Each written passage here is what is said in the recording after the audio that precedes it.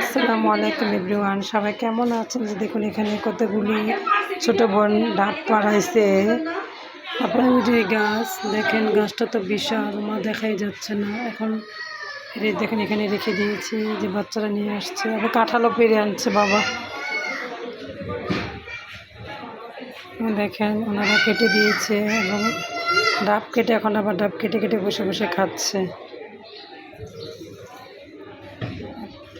কাঁঠালও পেরে নিয়ে আসছে। আসলে গ্রামে আসলে আমরা অনেক মজা করি, অনেক আনন্দ করি। গাছের কাঁঠাল সব কেটে ফেলেছি আমার ছোটো বোনের দিয়ে।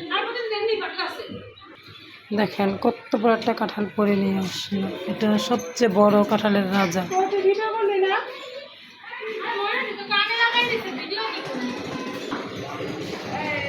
এই যে কাঁঠাল,